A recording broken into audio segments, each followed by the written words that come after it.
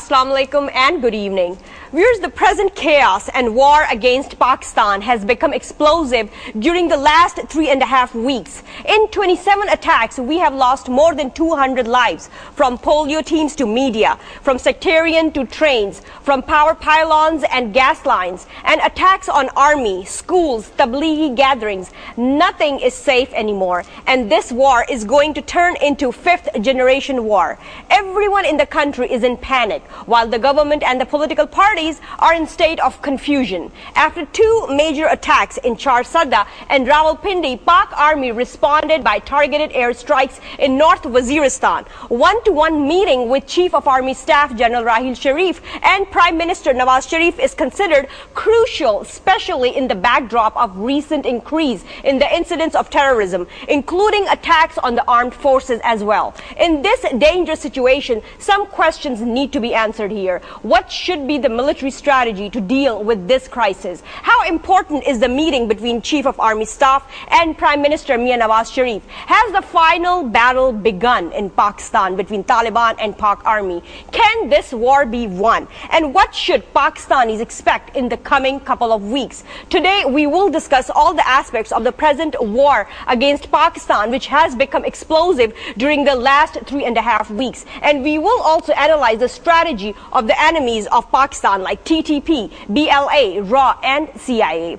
As you know, viewers, in my show, Mr. Zaid Hamid joined me. Assalamu alaikum, Mr. Zaid Hamid.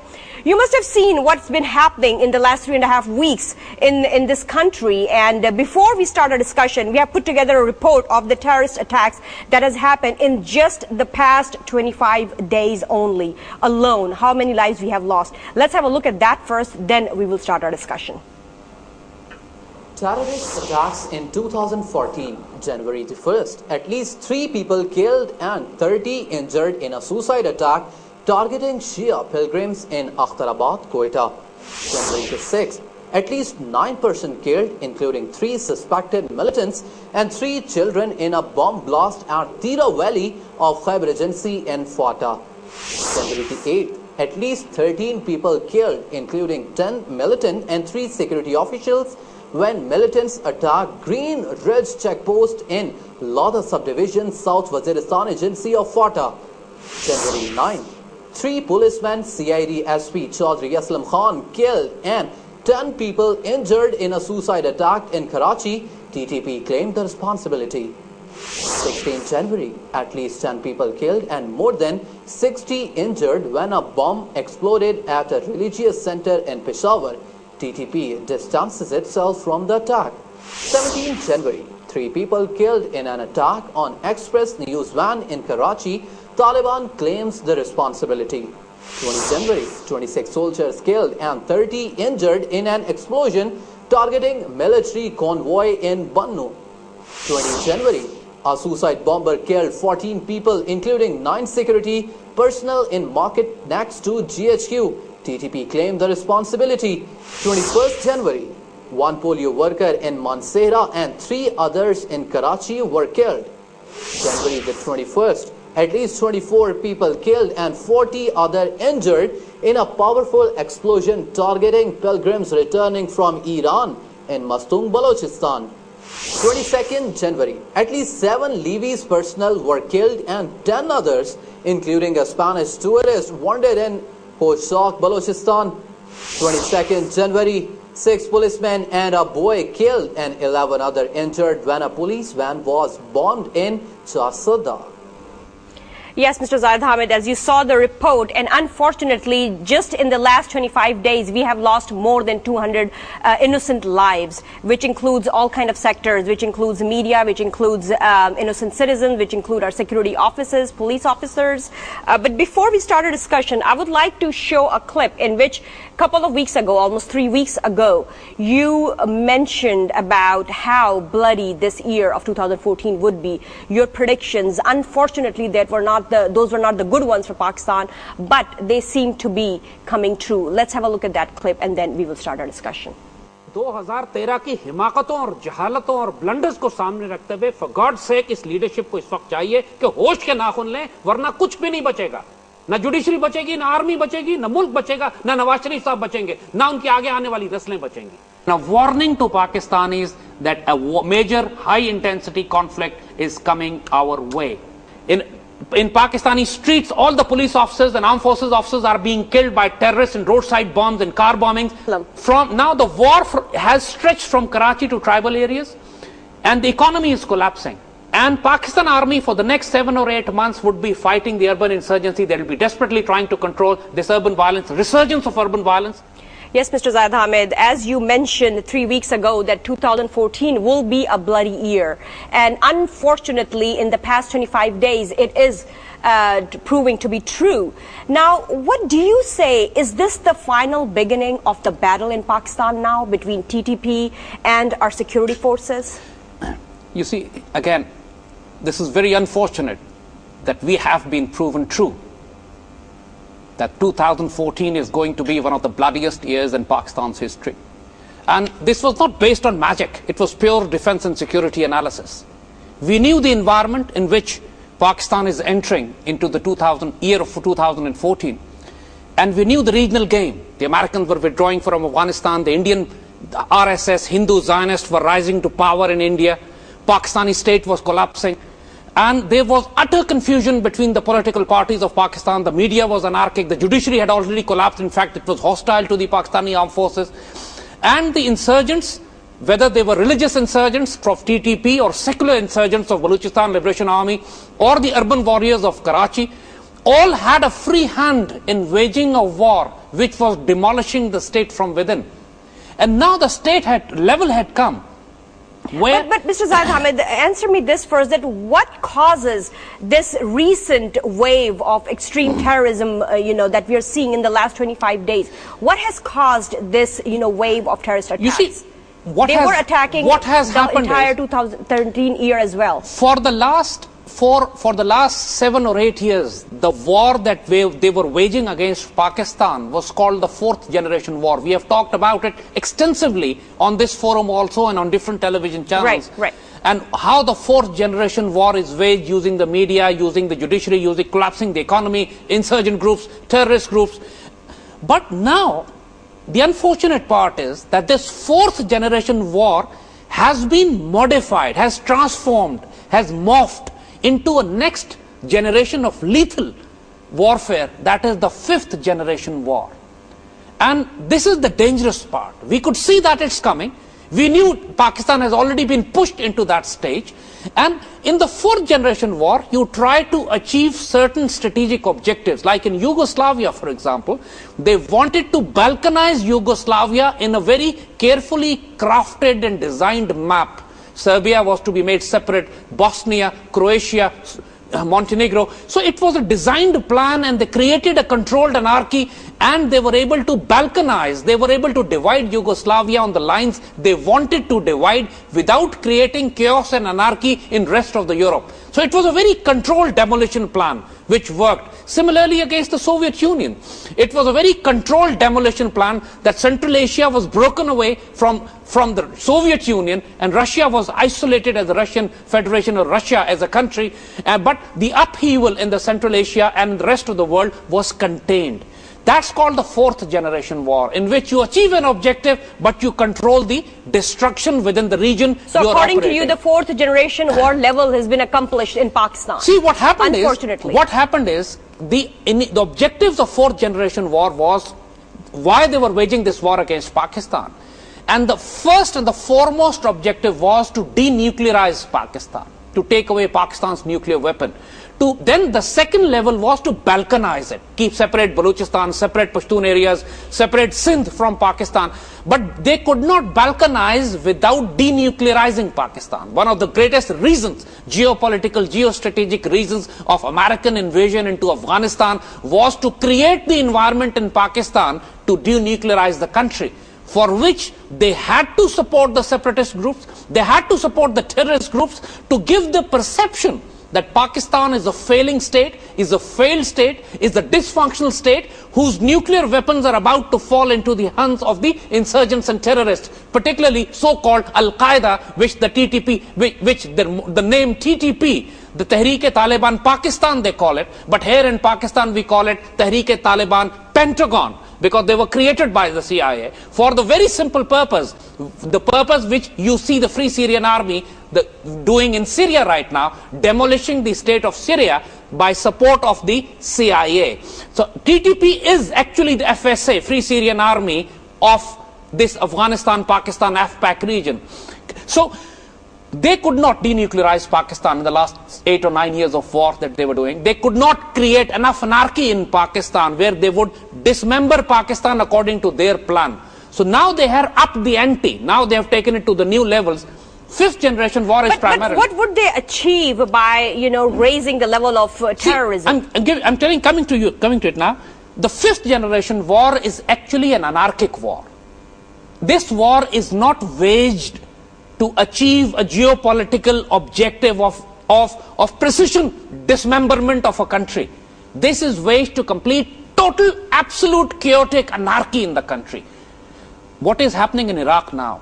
For no reason, there are car bombings all over Baghdad, there are car bombings all over the country, killing people, constantly keeping them under pressure, constantly keeping them under stress, constantly increasing the stress level in the society, that society implodes within itself. That's why they're targeting the media now. They're targeting the polio teams. They're targeting the religious institutions, schools, bus, train lines, power structure, gas infrastructure, armed forces. I mean, there is nothing sacred anymore. But Mr. Zaid Hamid, like our internal forces, our own security forces, they need to play their role as well. If some enemy from outside is attacking and creating all this anarchy in our country, what is the responsibility? What should be done by the security forces of that country? You need to understand one thing. Again, as we had said first about the fourth generation war and now about this fifth generation war. Fourth generation war and the fifth generation war cannot be fought by the armed forces alone. It's primarily an information war, it's primarily a judicial war, it's primarily a political war, it's primarily a diplomatic war, it's primarily an economic war, and military axis is only an axis of it. So what has happened in the Pakistani state in the last many years is that while the Pakistan army was containing the militant threat, Pakistan army itself was under attack, being stabbed in the back from the media, from the judiciary, from the government, from the parliament, and from its own foreign office, which betrayed Pakistan army and did not create the conducive regional diplomatic environment for army to operate in. So this is what we are saying. It is not the failure of the armed forces, not the failure of the intelligence agencies. Pakistan today has almost 4,000 terrorists captured with suicide bomb jackets, with people who were caught in operations against the Pakistani armed forces, planting bombs. I mean, almost 4,000 terrorists. But not a single terrorist has been hanged in the last 13 years. The judiciary actually releases them honorably. So then the question comes on the judicial system as well. Mr. Zaid Hamid, I have to take a break here. And after the break, we would like to know that since this level of the fourth generation war is gone to the fifth generation war, what would be the consequences that Pakistan would face now? So we will stay with us. We'll be right back after a short break.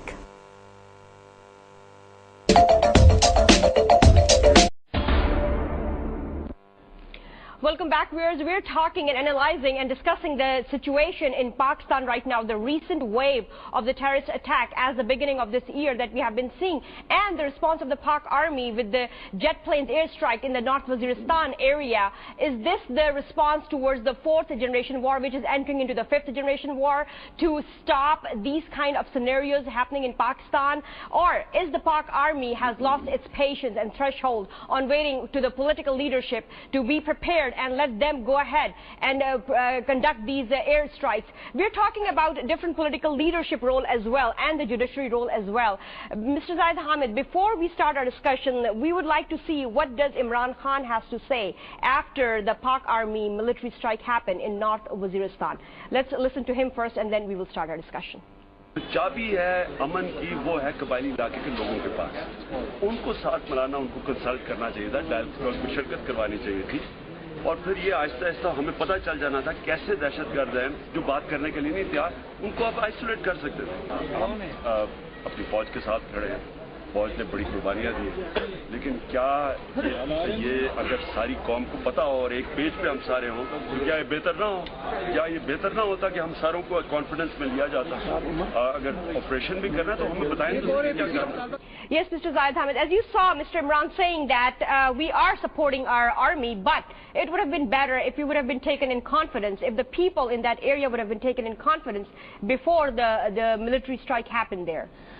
You see, now coming to what happened in North Waziristan, Pakistan Army for the last 7 months, ever since its political government had come into power, had been showing restraint. Pakistan Army was not allowed to go after the terrorists and the militants. Army was there, they were holding their lines, but they were not attacking them because the political government has said, and Imran Khan as well, that we are going to hold dialogue and talks. And Army had allowed them, all right, if you can engage the militants and bring them to talks, fine enough with us. But that should have also put a restriction on the militants not to attack the armed forces, not to attack the state. And what actually happened was, while the government was confused and disoriented, and they were holding the army back, the space was given to the militants to be aggressive, to be very proactive. The entire country was opened up for them because the army was not allowed to chase them, while the army was only holding the lines which the army had occupied or captured before. So what happened was, in the last 6 months you saw an upsurge of insurgency, rebellion, violence, sabotage, subversion, and the nation was bleeding profusely since the elections. And because the militants had seen the confusion within the government, they had seen that the government is holding the army back, and the space was all left open for the militants to strike at will.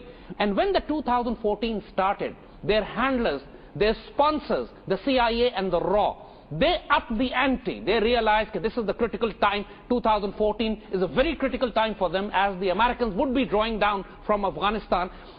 And in the 12 years or 13 years of their presence in Afghanistan, they have been defeated inside, and their strategic objective of denuclearizing and dismemberment of Pakistan has not been achieved. But then, Mr. Zaid Hamid, you just mentioned that America would be evacuating from Afghanistan in 2014. Not all NATO, of them. Not all of them. And NATO forces would be evacuating. So, and then now they are still going for peace talks with the Taliban after this many long years of war. It didn't work out. So they're also talking about having peace talks with them. So then, doesn't that mean that we should be doing the same thing? Let me come to it now. You see, so coming to the North Waziristan operation, let me answer that first. That once Pakistan Army was suffering, constantly suffering in the last 3 weeks, multiple attacks were being carried out against the Pakistani armed forces. In North Waziristan, there was an attack on a Khajuri checkpost, lots of casualties for the army, and then in Bannu you saw almost dead and wounded, 60 shaheed and wounded, and then an attack near the GHU. So it was a message the militants were sending to the army that we'll strike at will. And the perception was being generated. And the cantonments. And in the cantonments. Not and the just perception. any place, but at the cantonments of the country. And this is something that army refused to take this nonsense any further. If the political parties were taken into confidence, if the all parties conference had been called, if the army had called a press conference that we are going to retaliate, the advantage of surprise would have been lost. If these strikes, and these kind of strikes, when militants melt away into the mountains, when militants are not an organized force, but an irregular guerrilla force which moves freely, rapidly, intelligence-based operations are critical. So when the operations was gathered, these militants are gathered here, planning the next strike, army had to operate fast. And they did. They sent in the F-16s at night, and in the morning gunship helicopters were sent to mop up whatever was left. And ever since those operations have taken place, you are seeing that major militant commanders have been killed, lots of their cadre have been killed, and they are dispersed. They are in panic right now. No major attacks have taken place ever since. Mr. Zaid Hamid, there is a question that rises here. We do support our army, there is no doubt about it. But if the Pak-Afghan border is not sealed, then what's the point of all these operations? All those extremists would run away to Afghanistan. This is where we are going to come, because now, as we feel, as we say, the battle for Pakistan has now entered the decisive phase. Pakistan Army now, so far, it has only carried out surgical strikes. The ground troops have not moved to clear up those areas. The ground troops will have to move now. But the ownership has to be taken by the political government. Pakistan army can respond through airstrikes and respond through artillery, but cannot capture the area. Is the political leadership taking this responsibility? So far, no. You think is the political leadership capable of taking it? What does taking the responsibility means? Let's define that first. Taking the responsibility means that coming on the national mainstream media and saying we are asking the army, we are authorizing the army to enter into North Waziristan and clear up the sanctuaries was of the Nawaz Sharif taken on board before Rahil Sharif decided to attack this airstrike? The point is that when army is under attack, in any circumstances, army is totally authorized to respond back. They don't have to take the permission from the Prime Minister. But in this particular case, Army Chief did inform the Prime Minister that we are going for an airstrike. That's it. It was a formality which they did. But otherwise also, from a military operations point of view, when army posts come under fire, they fire back. They are not allowed, they don't have to ask the political government to respond back to every terrorist attack, because hundreds of attacks take place every day and army responds to them. But the point is that political government now, what they have to do is direct the army to enter into North Waziristan, because there are going to be fallout of refugees. Refugees are going to come out, they have to be rehabilitated, they have to be managed. Then the Americans have to be told to back off, because when Pakistan army operated in South Waziristan, Americans actually betrayed Pakistan, that they vacated the security posts which were in front of South Waziristan and allowed the militants to melt into Afghanistan, from where the Karzai government helicopters picked them up and took them to Bagram to protect them. This is the betrayal that Pakistan army saw. When so how can we guarantee that this time this is not going to happen? There's only one. Last time we trusted the Americans.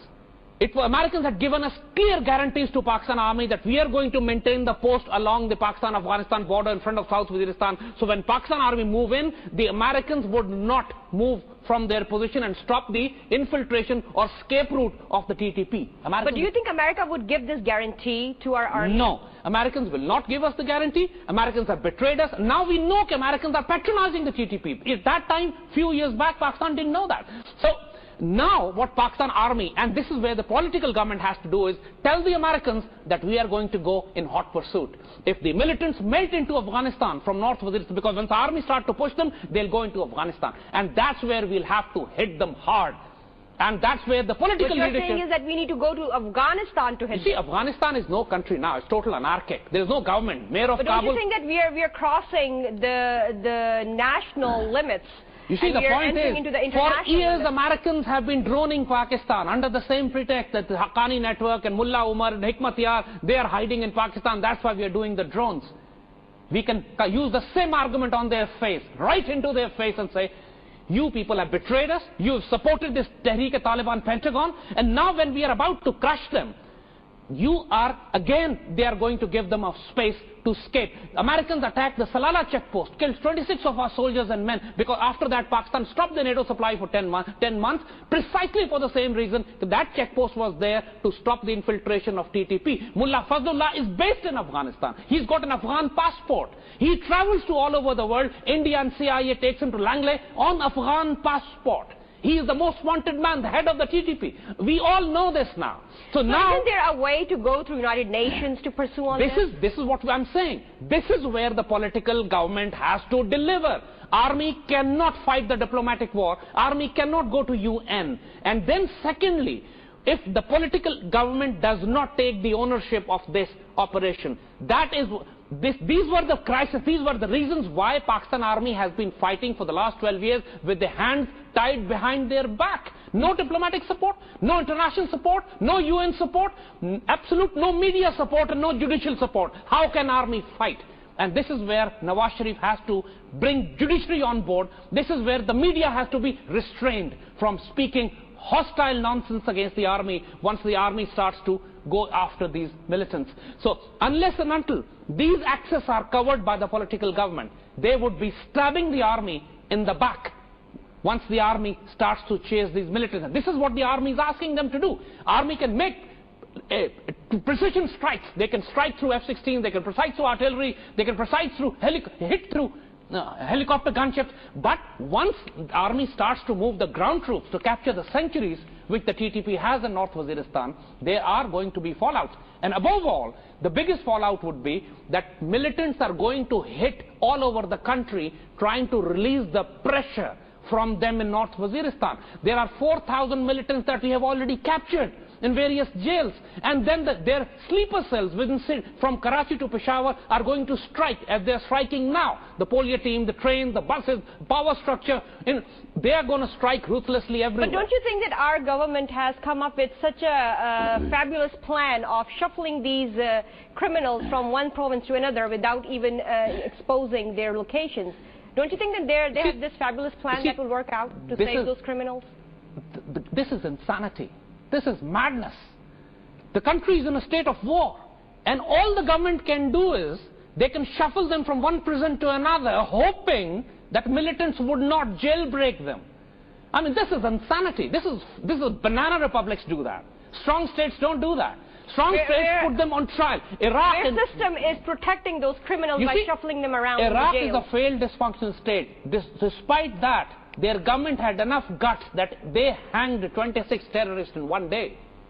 Iranians, there was one bomb blast in Iran killing 20 or 26 Iranian pasdarans, and next day Iranians hanged 22 terrorists, and no further bombing took place after that. Pakistan has 4,000 terrorists captured, and the government has put a moratorium, a ban on death penalty. How insane they can be. Mr. Zaid Hamid, I have to take a break here. Like you mentioned about this saddening thing that, we have captured the terrorists, but they are just in our jails, and now the government is planning to shuffle them here and there to protect them from the terrorists. Anyway, when we come back, I would like to clear this one more confusion about drone attacks that Imran Khan and PTI has always said that if the drones would stop, the terrorism in Pakistan will also stop. We will discuss on that. Viewers, stay with us. We'll be right back after a short break.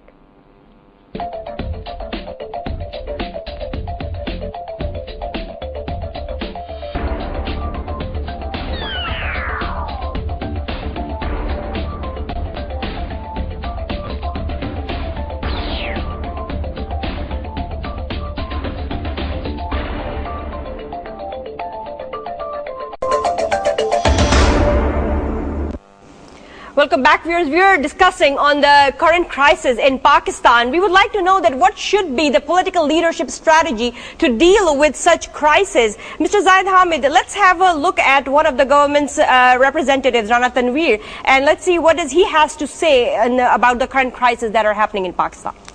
जब हमारे personnel पे हमारे जवानों पे attack होंगे तो फिर यकीनी तौर पे हम रिएक्ट करेंगे। तो ये जो अभी हुआ है ये तो एक समझ लें वो फेज़ है, लेकिन इंशाल्लाह आने वाले चंद दिनों में ये फैसला हो जाएगा कि गवर्नमेंट का जो इस सिलसिले में अब फाइनल फैसला है, मुज़ाकरात हैं या ऑपरेशन करना है या फोर्स का इस्तेमाल है, उस पर इंशाल्लाह आने वाले दिनों में अब देखेंगे फैसला हो।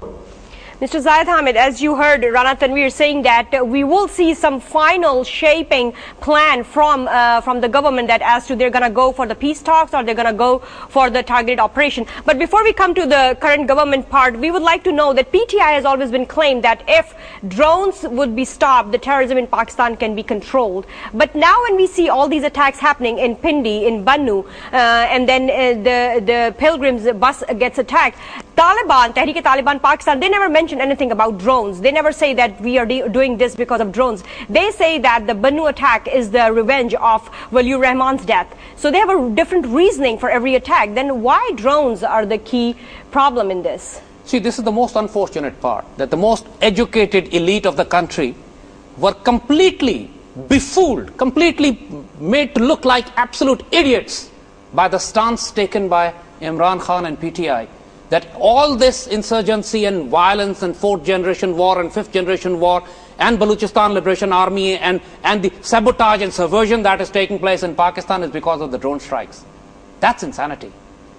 Drones is one of the weapons waged against Pakistan. The insurgency in Pakistan is not because of drones. The Balochistan Liberation Army has been destroying trains, killing Pakistanis in Balochistan, demolishing the entire state of Pakistan within the perimeter of Balochistan. They never mentioned anything about drones. They are not doing it. They are not doing this insurgency because of drones. The urban war in Karachi, where every day 15-20 people are being butchered and urban gangs are fighting backed by various political parties, that's not being done because of drones. The bombing that has taken place in Rawalpindi near the GHQ recently, the TTP itself says we have taken the revenge for the Lal Masjid in Islamabad, Lal Masjid attack. They never mentioned drones. And the attack on media personnel, they say that if media would propagate a negative impression, they will get this from them. The entire valley of Sawat was captured by Mullah Fazlullah, and they were to butcher and behead people because of their own vested interest. That was never because of drones. The point is, all this insurgency in Pakistan is sponsored by RAW and CIA, and drones is one of the weapons of CIA to create further anarchy. Even if you stop the drones have not been hitting Pakistan for the last 3 weeks almost now.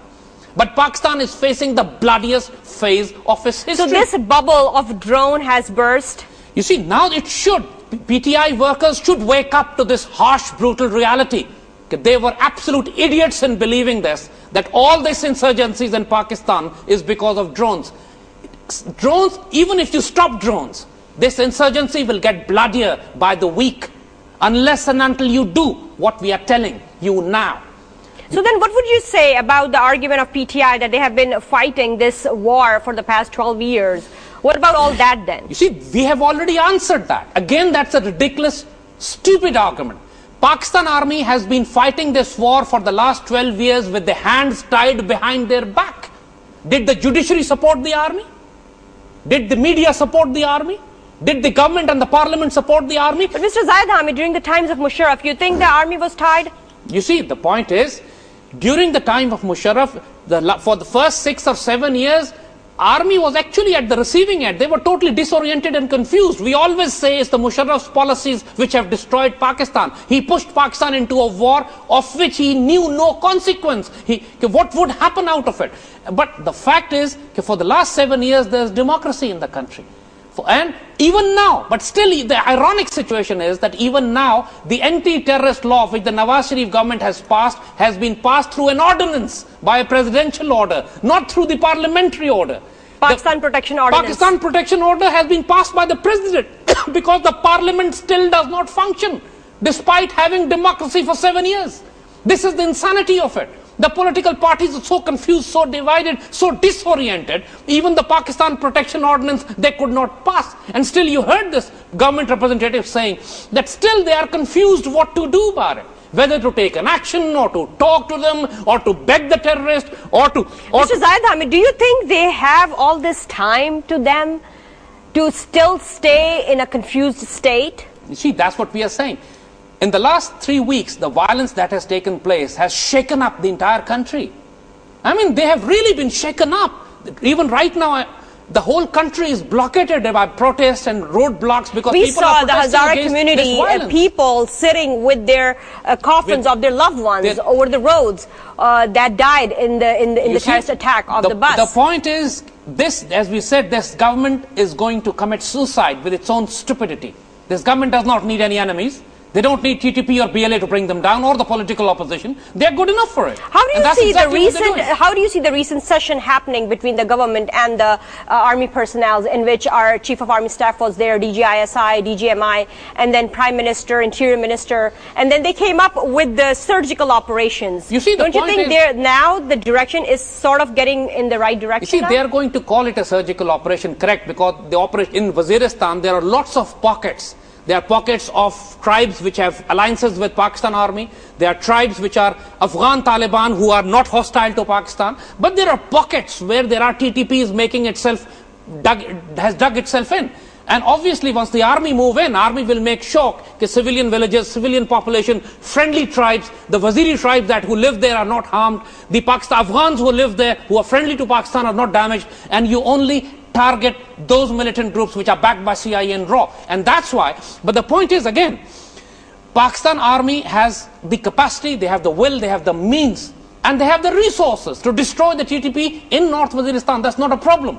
But the problem is, what will you do to the urban insurgents who are operating from Peshawar to Karachi, who can be neutralized? I mean, this is the irony of the situation. So isn't that the part of the intelligence agencies to locate them? Where are those extremists hiding in the urban areas? Destroying the terrorist network, creating a deterrence is one of the most important aspects of it. And you create deterrence by hanging them, by putting them to death. There are 4,000 terrorists, as we said, we have it. Who's supposed to touch that area where comes the death sentence for terrorists? You see, the government of Pakistan had put a moratorium on death sentence. As a result, terrorists are very happy. The happiest, Pakistan is haven for terrorists because the government is an idiot, the judiciary does not convict them, and the government has put a ban on death sentence while Pakistan is actually imploding under the 5th generation war. If the government is sincere, all they have to do is hand over all those terrorists to the army, tell the army to court-martial them and hang them. But isn't this been taken care in this recent Pakistan Protection Ordinance bill? We will have that they will be handing over the criminals and the extremists to army. We will have to see that. Whether they would just be handing them over to army for detention or they would also allow the army to put them to trial and hang them. If you hang those terrorists who are already captured and the Pakistan army eliminates their sanctuaries in North Waziristan, this urban insurgency, at least from the TTP axis, can be eliminated in 2 weeks. But the government remains stupid. The government remains confused, disoriented, and in fact treacherous. Because they don't have the muscle, they don't have the feet to stand, to take up the world community and stand up and say, we are going to hang them. Tell me one thing, that every time when we talk about terrorism, the major stop we see is on the death penalty to the terrorist.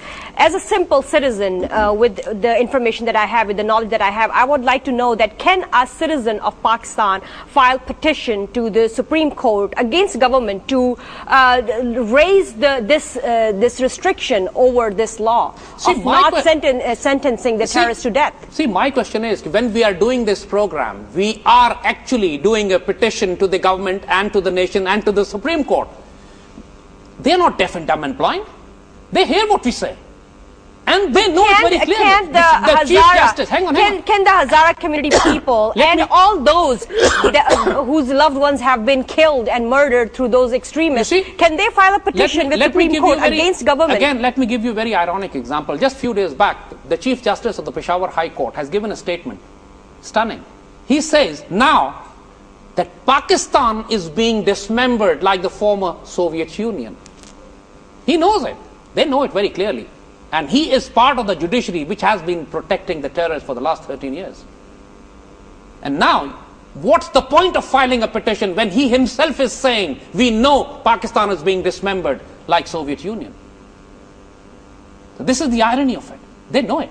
They know it all along. They're part of it. The system, the people who are running it now.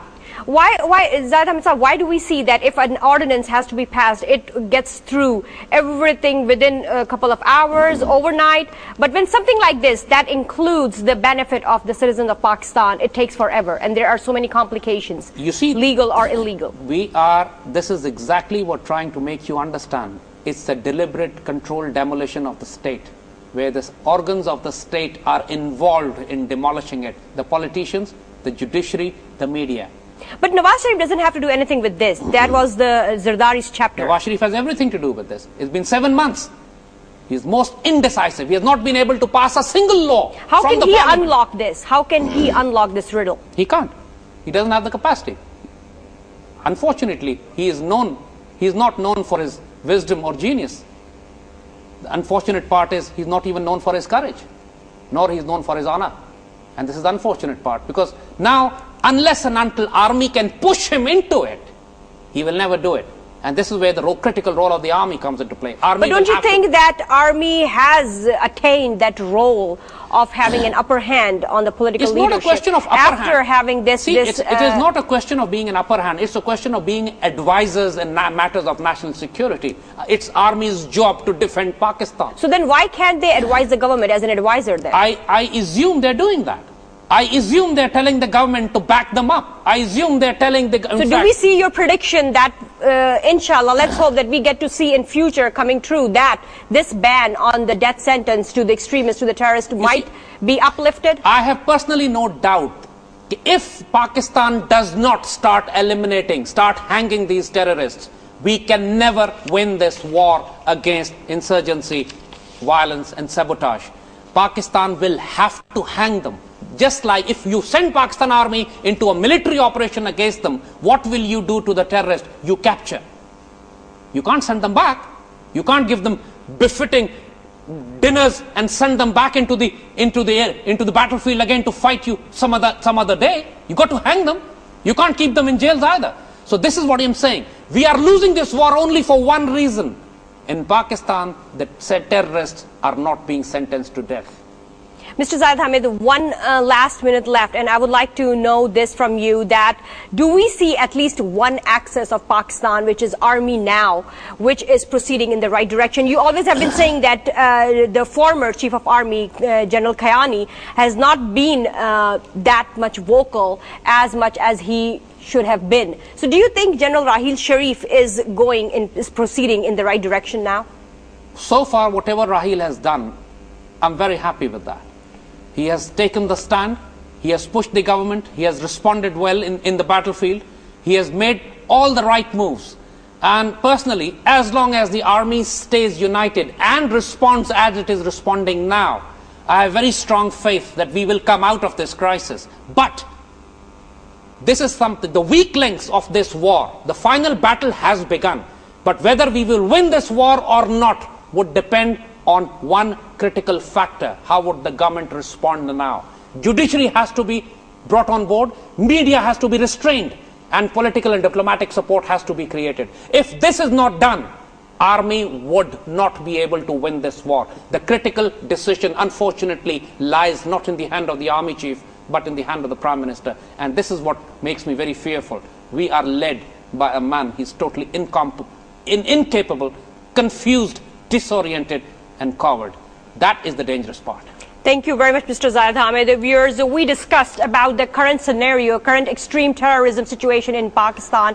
The one good thing that we do see is the response of our Pak army, which has been shown through the recent air jet strikes on the North Waziristan. But we must understand that all the axis has to support and stand with our Pak army. That's it for tonight. See you next Sunday. Until then, take good care of yourself and your Pakistan. Allah Hafiz and good night.